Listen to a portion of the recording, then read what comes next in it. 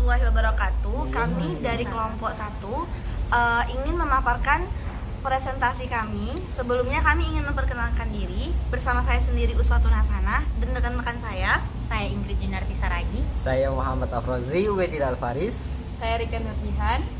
Baiklah, di sini kami akan menjelaskan bagaimana proses perencanaan IMF.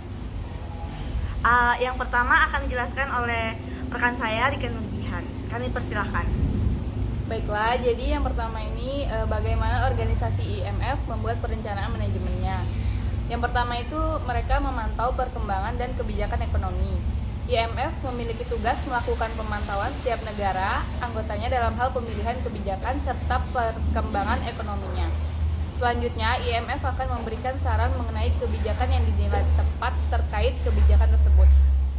Perencanaan yang kedua yaitu memberi dana pinjaman bagi negara anggota IMF. IMF memberikan bantuan teknis berupa pelatihan terkait permasalahan keuangan kepada negara-negara anggotanya, yaitu dengan memberikan pelatihan langsung kepada bank sentral dan pemerintah negara tersebut. Yang ketiga yaitu mengadakan pertemuan tahunan anggota IMF. Biasanya setiap bulan Oktober, para anggota IMF melakukan pertemuan yang membahas seputar perekonomian. Pertemuan diadakan di kantor pusat selama 2 tahun berturut-turut, lalu pada tahun ketiga itu diadakan di salah satu negara anggota. Selanjutnya yaitu perencanaan keuangan IMF. Sebagai organisasi keuangan internasional, IMF melakukan perencanaan keuangan yang sangat kompleks untuk menjalankan operasi dalam program-programnya. IMF memperoleh dana dari negara-negara anggota dan menggunakannya untuk memberikan pinjaman dan bantuan keuangan kepada negara-negara anggota yang membutuhkan. Perencanaan keuangan IMF meliputi beberapa aspek, diantaranya anggaran IMF, perencanaan pinjaman dan bantuan keuangan, manajemen risiko keuangan, investasi. Dalam melakukan perencanaan keuangan ini, IMF memperhatikan prinsip kehati-hatian dan transparansi untuk memastikan pengelolaan keuangan yang sehat dan bertanggung jawab. IMF juga melakukan audit internal dan eksternal secara berkala untuk memastikan akuntabilitas dan integritas dalam pengelolaan keuangannya. Baiklah, akan dilanjutkan dengan saudari kami Ingrid Junarti Saragi, yaitu apakah organisasi IMF mempunyai perencanaan BMC atau cetak biru? Baik, IMF memiliki perencanaan strategis dalam bentuk BMC yang digunakan untuk merumuskan strategi bisnis dan mengembangkan rencana operasionalnya. BMC adalah kerangka kerja perencanaan bisnis yang mencakup 9 elemen utama dari sebuah bisnis seperti pelanggan, provisi nilai, kenal distribusi, hubungan pelanggan, sumber daya kunci, aktivitas kunci, mitra kunci, struktur biaya, dan pendapatan. Dalam BMC IMF, elemen-elemen tersebut dikaitkan dengan tujuan IMF untuk mencapai stabilitas keuangan global dan membantu negara-negara anggota dalam mengatasi masalah ekonomi dan keuangan yang kompleks. BMC IMF membantu dalam memetakan bagaimana IMF dapat mengoptimalkan sumber daya dan aktivitasnya untuk memberikan nilai bagi pelanggan dan mencapai tujuannya secara efektif dan efisien. Namun perlu dicatat bahwa BMC IMF mungkin tidak disebutkan secara eksplisit di situs web IMF atau dokumen resmi IMF karena BMC bukanlah alat standar yang digunakan oleh organisasi keuangan internasional seperti IMF. Namun, IMF menerapkan prinsip-prinsip perencanaan bisnis dan manajemen yang mirip dengan BMC untuk merumuskan strategi bisnis dan rencana operasionalnya. Selanjutnya akan dilanjutkan oleh Afrozi. Baik, berikutnya adalah beberapa contoh elemen BMC IMF. Yang pertama adalah pelanggan. Nah, negara-negara anggota IMF atau organisasi keuangan internasional dan sektor swasta yang terlibat dalam operasi keuangan internasional. Proposisi nilai menyediakan dukungan dan solusi keuangan kepada negara-negara anggota untuk mencapai stabilitas keuangan dan pertumbuhan ekonomi yang berkelanjutan. Yang kedua adalah kanal distribusi, yaitu program dan layanan IMF disampaikan melalui platform online. Pertemuan antara negara-negara anggota dan kantor IMF di seluruh dunia.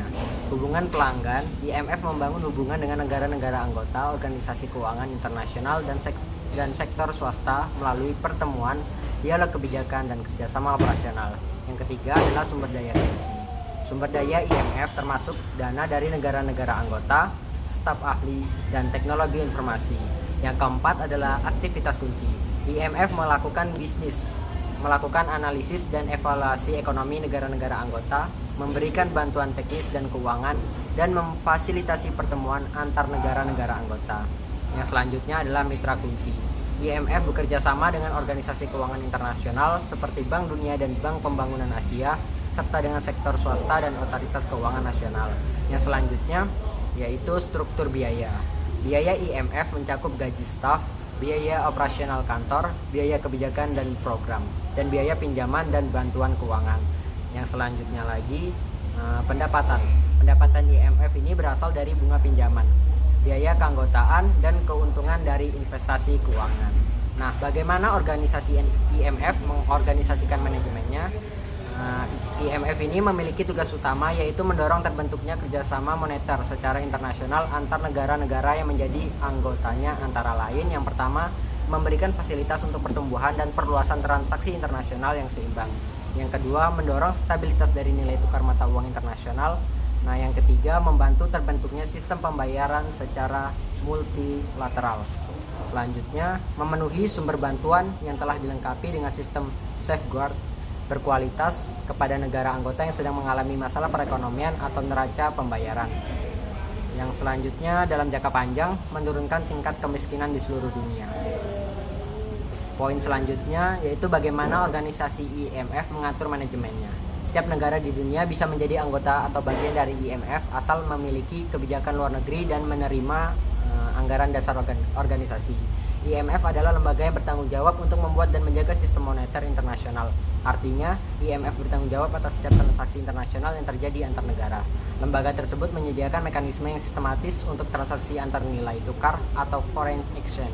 Hal itu ditujukan untuk mendorong investasi dan mempromosikan perdagangan ekonomi global yang seimbang. IMF pun memberikan masukan terkait dengan kebijakan makroekonomi di sebuah negara, di mana kebijakan tersebut bakal berpengaruh terhadap nilai tukar anggaran negara, nilai uang, serta manajemen kredit. Selain itu, IMF juga akan menilai sektor keuangan dan regulasi dari sebuah negara, juga kebijakan struktural dalam ekonomi makro yang terkait dengan pasar tenaga kerja dan lapangan kerja. Dan ada beberapa kesimpulan yang akan saya bacakan. Ada beberapa hal yang diterapkan oleh IMF, yaitu perencanaan atau planning, mengorganisasi, organizing, mengatur, accounting, dan pengendalian controlling.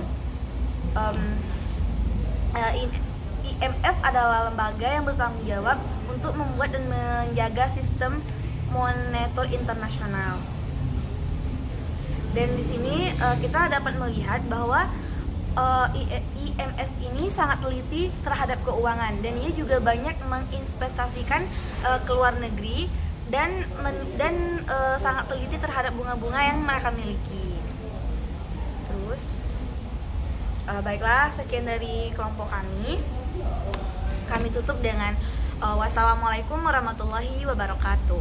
Kami dari kelompok 1 mengucapkan selamat menunaikan ibadah puasa 1444 Hijriah. Mohon maaf lahir dan batin. Teman-teman.